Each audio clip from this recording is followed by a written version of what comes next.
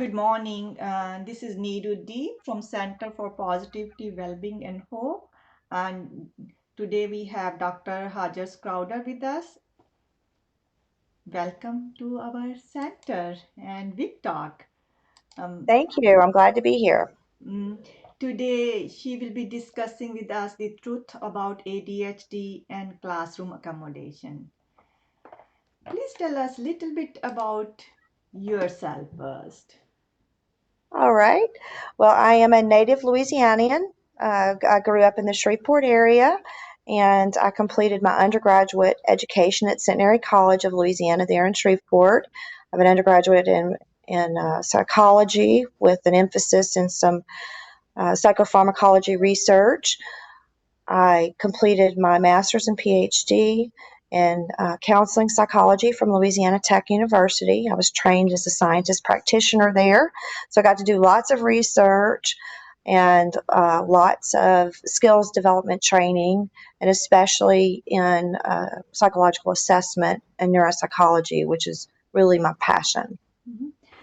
It is my understanding that you completed both master and PhD in 5 years. Tell us a little bit about that. That is wonderful.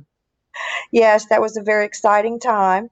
I was a non traditional student, so I had worked out in the world for several years and went back to get my education. I was very excited to be accepted to Louisiana Tech, and I tried to work as fast as I could in as little time as possible because education is expensive and I had lots of responsibilities and I had a very wonderful, supportive family. So I was able to do that. So I did my qualifying research project after the first 2 years, passed my comps, and then the next 3 years we're finishing up the PhD dissertation process. So I was very fortunate to have that opportunity. Oh, cheer to you in 5 years, 2 degrees, and wonderful, wonderful. So tell me about your experience. You have worked in the field a lot. So tell us a little bit about Yes. that. Well, I'm a very proud member of the Department of Psychology faculty at NSU. But in a prior life, I was a licensed addictions counselor and still am actually. But I started off my professional life working in nonprofits and as a licensed addictions counselor, working with several disenfranchised populations who really needed a lot of assistance. And we did a lot of uh, treatment, taking coping strategies and skills and supplies to people out in the field, but also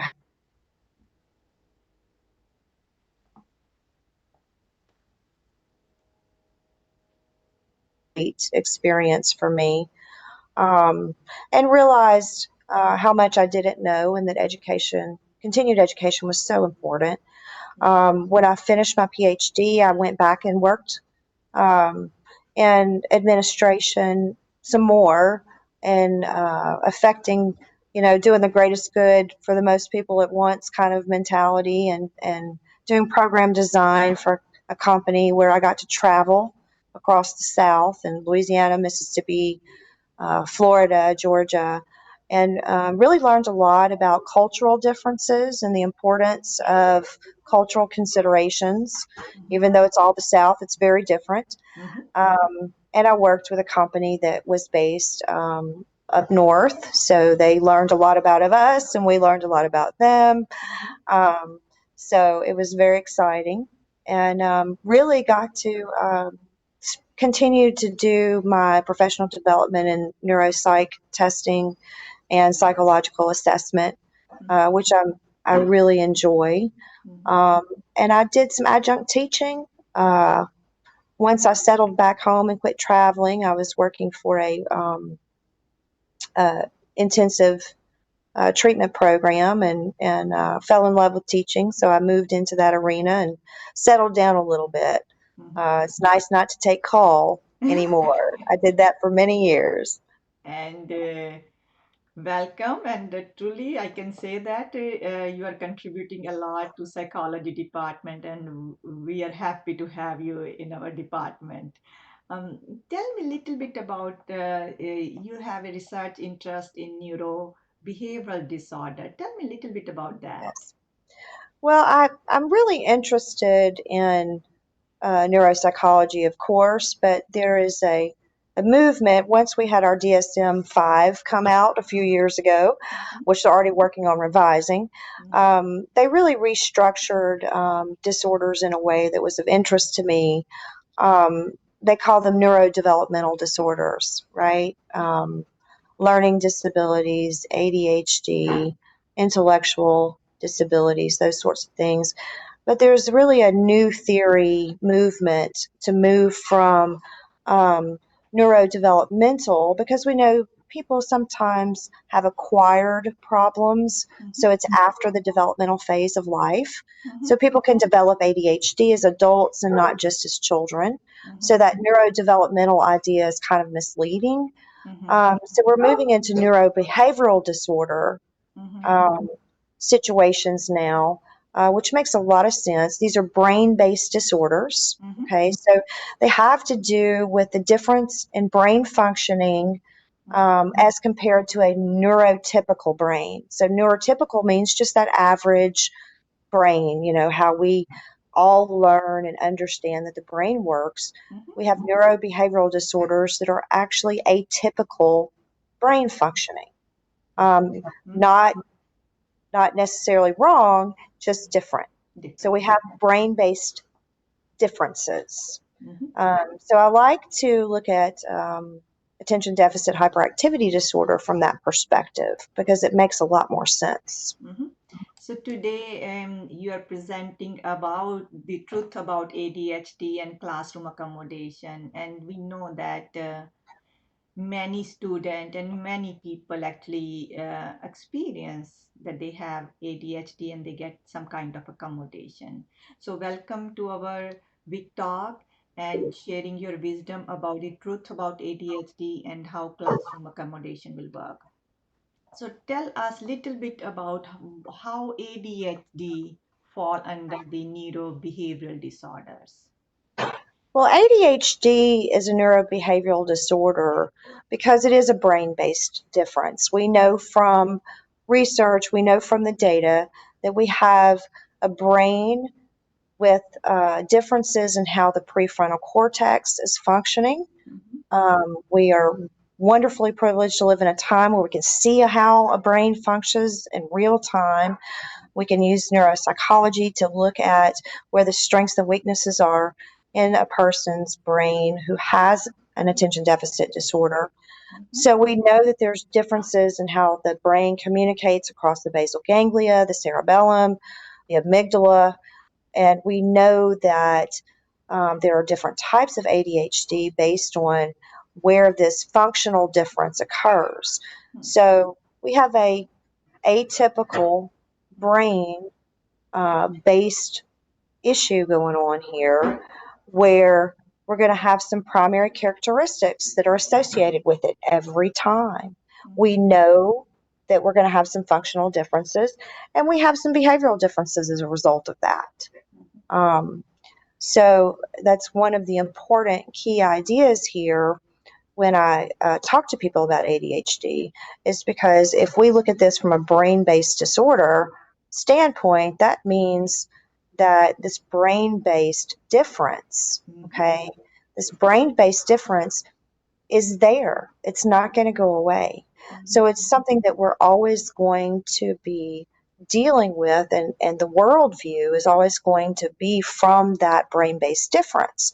mhm, So when you have a treatment process that works, it's not really optional. You want to use your treatments because this brain based difference is there. And treatments will generally help you adjust to some degree or another and help your environment adjust so that an individual with ADHD is able to function at optimum level for them. They can be successful regardless of the circumstances mhm, as long as this brain based difference is taken into account. mhm. Uh, Very good. Like, let me understand a little bit more. Like, I remember that many year back when teacher was telling that the person, the child, like in a second grade or first grade, has ADHD, right?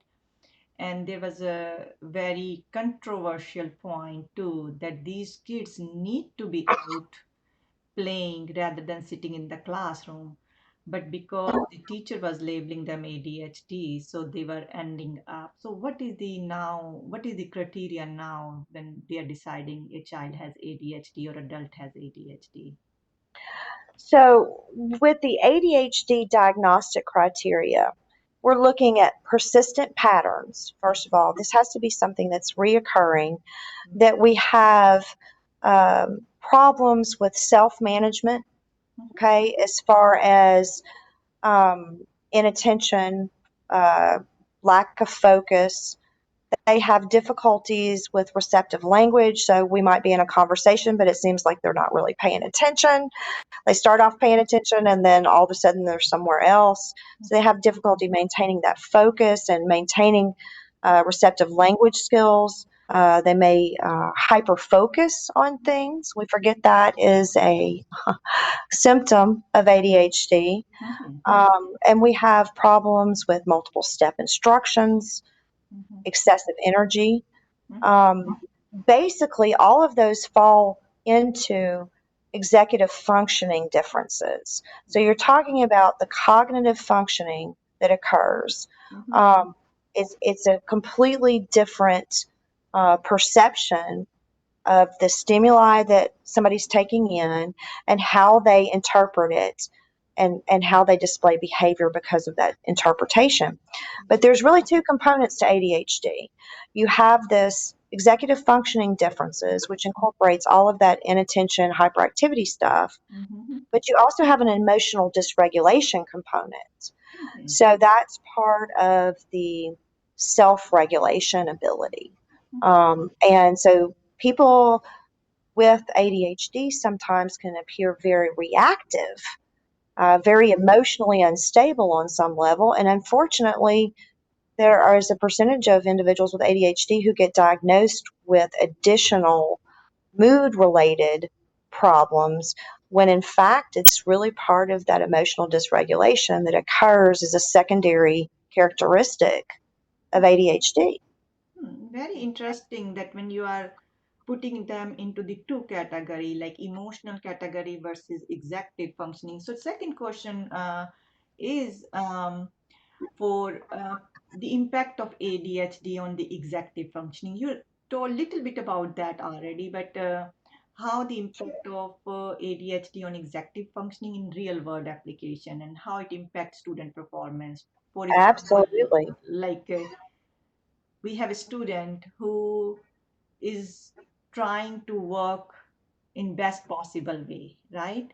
But Mm-hmm. because of executive functionings now their performance is not good. So explain us a little bit about what it is, and so they can understand, we can understand to help our student as well. Sure.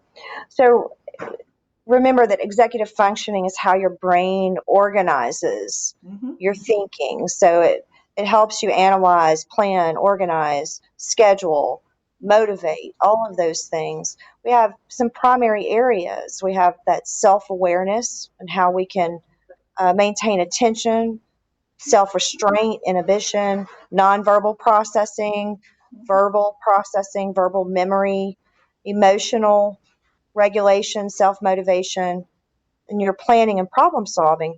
So there's not a single aspect of life that's not impacted by this executive functioning ability. You know, this is everyday performance in and out of the classroom. mm-hmm, So you have a individual sitting in a classroom with untreated ADHD or in a classroom without accommodations that are needed, mm-hmm, then they're going to have difficulty paying attention.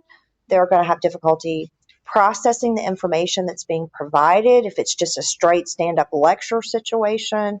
mm-hmm, Um, Staying motivated to pay attention because when you get overwhelmed with information, you might shut down, right? And just kind of zone out, mm-hmm, having a hard time paying attention. An individual with ADHD is not a good fit for a 3 hour class, right? mm-hmm, They are going to be lost. mm-hmm, Um, and then they're held accountable for information that they can't access because they didn't retain it, they didn't learn it.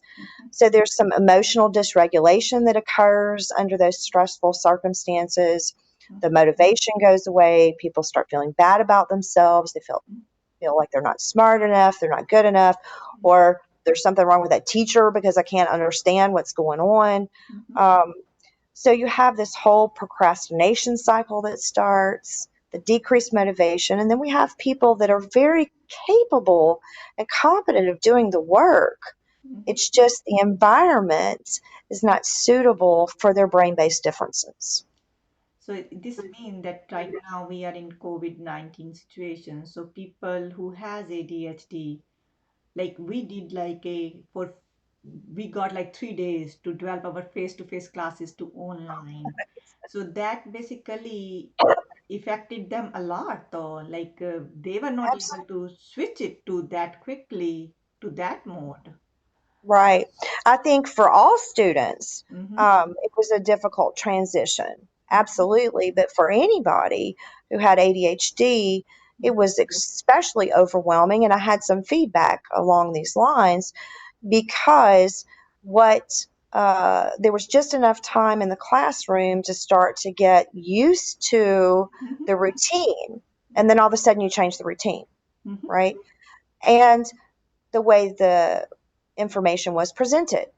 Instead of being in the same room together, teacher student interacting, many teachers posted information for students to do self directed learning. Mm-hmm. Um, and individuals with ADHD challenges are not good self directed learners. Mm-hmm.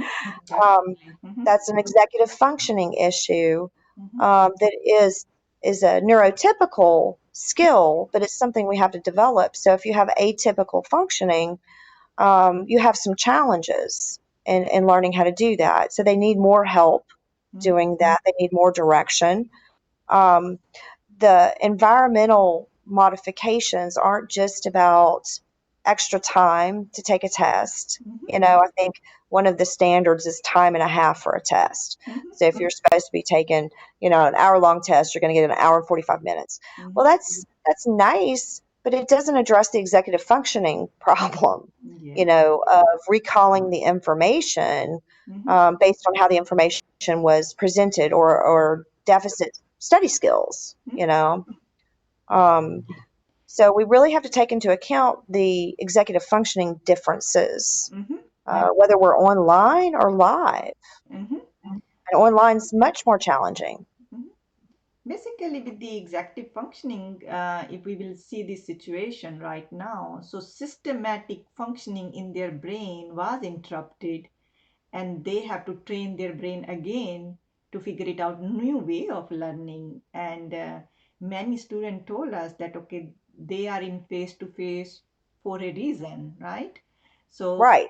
and that is so we have to think through it when we are developing our courses to see the perspective. If a person with the ADHD, maybe we can change certain kind of a assignment that can help them in having a executive functioning in a different way than a person who doesn't have ADHD. So we have to think through that. So let's talk about this and that. About the accommodation. So please explain how classroom accommodation may help student with the ADHD. So we know that we are right now giving uh, 1.5 time more to student to do the test. But what are the different ways what different way we can include in our class so we can help our student who have ADHD? Well, I think that is a great question, and it's not an easy question to answer I totally agree. because not only are we talking about some symptoms that are common to a particular brain based difference, okay? We have this ADHD, and we know we have some inattention, we know we have some slower processing, we know there's some executive functioning problems there that can be addressed, but the self awareness that the student needs is so very important. Not just to say I have ADHD, but what does that mean for me? Okay, what is my area of strength, and where are the areas where I need help? And when we start talking about accommodations, we have to think in terms of how are we going to provide this education in the best manner possible so that the student can achieve success, right, in the academic setting. We're kind of leveling the playing field.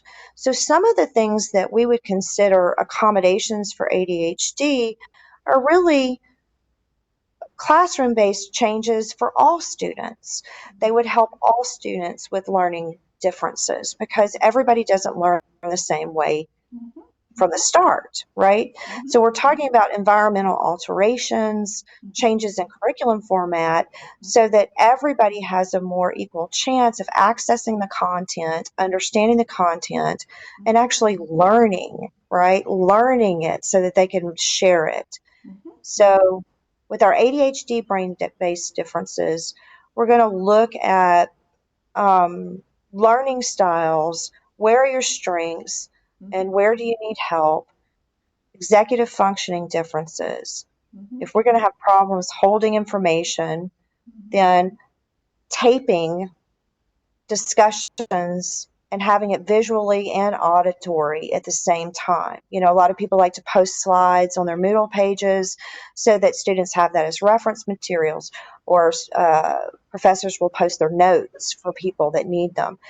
Well, I've found that it can be helpful that if you narrate the slides just like you would do in a live face to face class, then there's a more chance of retaining that information because you have two ways of teaching, Mhm. um, and it's less self directed. Mhm. Um, we also have opportunity for live discussion boards that run 24 hours Mhm. so that students, okay, we're all going to read this today, tomorrow, starting at 8 a.m. to the next day at 8 a.m. We're going to be answering questions. We're going to be helping each other out. Anybody and everybody can ask questions about these slides. You know, Mhm. we encourage more engagement.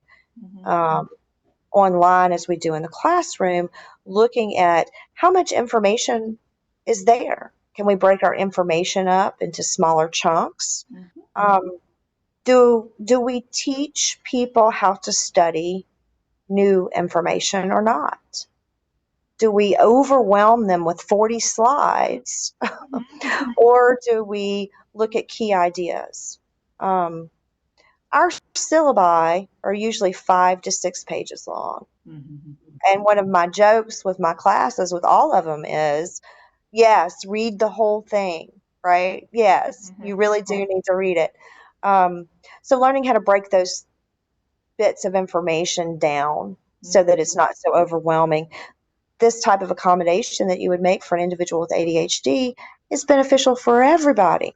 I don't want to read a 6 page document about rules and regulations usually either. You know, let's break it down. The information is still there, but we can make it more easily accessible. Mhm. Um, so, if you think in terms of executive functioning challenges, Mhm. um, an individual with ADHD will need from the professor, from the instructor, how do I study this topic?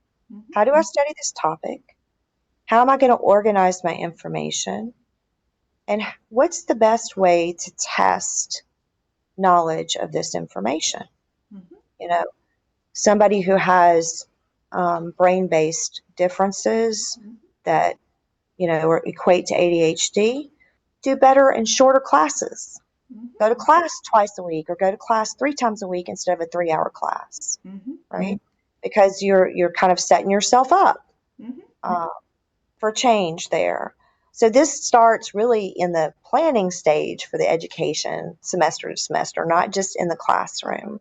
Mhm. Um, Really, I like the idea of bringing awareness to student, what kind of question they can ask their professor so they can be successful, and the same time bringing awareness to professor that and educate them, because we are in psychology field and we are learning a lot about all the mental disorders or even the neurobehavioral disorders as a part of our job, but not all the professors are learning about these.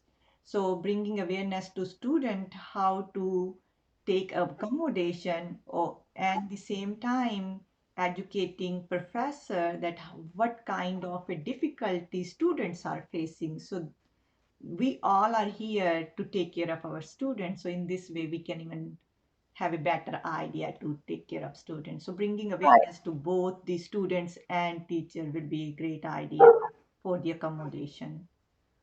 Absolutely. And I think really the first step is that we have to empower students Hmm. to understand that they are in charge of the education they receive. So through self-awareness and understanding what does it mean for me to have ADHD? They go to the student services office and they get their accommodations letter, but what does that really mean? If you say you go to therapy for your ADHD or you're taking medication to help, Hmm. which we know are some effective treatments, how does that improve your Hmm. performance as a student? How does that improve your overall quality of life? Hmm. And if they can't identify that, we need to help them do that because it may or may not really be making a difference. Hmm. There may be a piece missing. And sometimes I find just as a professor, in courses, just as an instructor, that if I just ask a few questions up front, if somebody brings me one of those letters and say, okay, where do you struggle the most in class? Hmm. Is it the beginning of the semester or the end of the semester? What do you procrastinate? What is hard for you to remember when you're trying to study? I give them referrals to the study skills lab. I give them referrals to the English writing lab, even though I'm a psychology department member, we have to write Hmm. in our courses. So I send them over to get help writing if that's what they need. Hmm. Um, so really understanding that I'm not responsible to provide all of the accommodations in the classroom, right? Hmm. Because we're all overwhelmed already. And the student doesn't have to investigate everything themselves. We just have to talk to each other better about what's needed so that we can access all of the options and make it better, make the learning experience more accessible for everybody.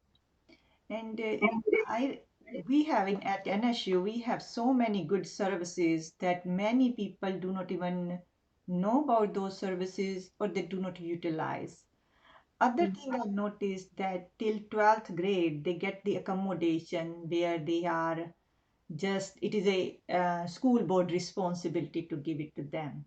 But after when they come to college, it is student responsibility. And I started feeling more research I am reading. I feel that there is a little bit gap because till 12th grade, they didn't have to do anything. They are getting accommodation. But I think in 12th grade, if they can start teaching how to ask for accommodation, and I bet that everybody is ready to help. And so in this way, we have to bring awareness in the, like you are saying, in planning stage that, okay, I am in college student now. What question I need to ask so I can be better prepared for my to get a good education. So Absolutely. very good point to build a resource list. So ask students to go and take care of like academic skills, writing Mhm. skills. So very good points. Any last thought that any recommendation you want to provide to students and teacher so we can better help our students? Absolutely. I think there are two key ideas to remember is that as educators, I do feel that I am responsible to help students learn how to navigate in the world, not just learn the information that's of interest in our course, but how to be the best they can be. And that means all aspects of student life, asking questions, letting people know what their needs are, letting people know they don't know what their needs are, so empowering them with that luxury, right, that we see sometimes. Um, is very important, as someone working with students, and especially with students who are experiencing brain based differences. and being aware that we don't want to make them feel different, Mhm. you know. So, um, from an educator standpoint, that's very important to me. From the student standpoint, I think it's very important to create a culture where it's okay for them to say they don't know or Mhm. that they need help. Because I hear students say, "Oh, I've got ADHD and I had accommodations in high school, but I'm not going to have them in college." Or I've got accommodations, but I don't use them. Mhm. Or they try to use the accommodations when it's already so late in the semester it's impossible to catch up. Mhm. Um, let them know it's okay. Empower them to say, I have this brain based difference, and it just is, and I need help figuring out how what that means in college. I think we need to do that in the 12th grade, of course, but certainly is a component of everything else we do for freshman connection and in that first year. Mhm. And then having the options available for the students who realize after they've been there a couple of years that they need the help. Yes, We would have such better retention Mhm. and better overall quality of life for our students if we could look at classroom accommodations from that perspective. Mhm. Very good point. Today you explain it about the how we can empower our student and teacher, and also recognize that it is okay. And again, it is same thing like understanding yourself, what kind of help you need it, and you can be best advocate for yourself that okay, I have this problem or I have these differences, so but I am willing to learn. So please help me. So asking help is always a good idea, and NSU is providing a lot of resources to students. So make sure to be aware of those resources for students, and for teacher, make sure to have those resources handy so you can provide those to students. Um, if you have any question about ADHD and how it is affecting you and how we can help you, please send us on the positivity at nsula.edu. On the subject line, please write Dr. Jennifer Hodges Crowder, NSULA, so we can help you on this matter. To visit our website www.nsula.edu, positivity. And I always say that bringing awareness mean bringing spotlight, and bringing spotlight mean working toward positive changes in the system. So like you just said it, like empowering it, and then students say that I need help.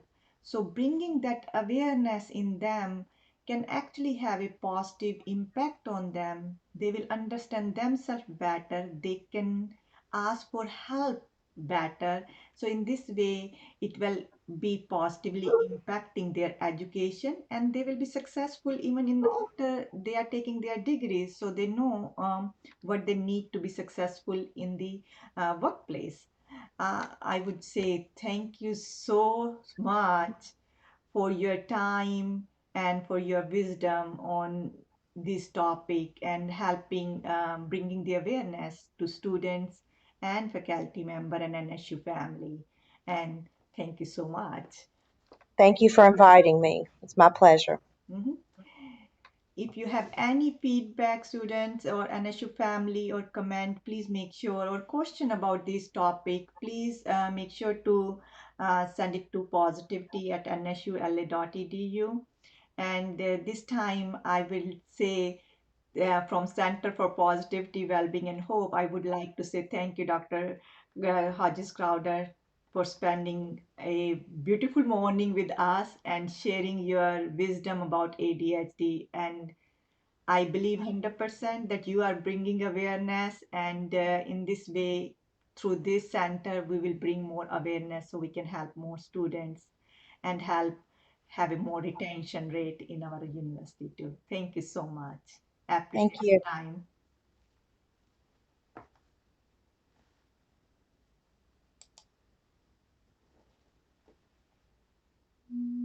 There you go. Yes.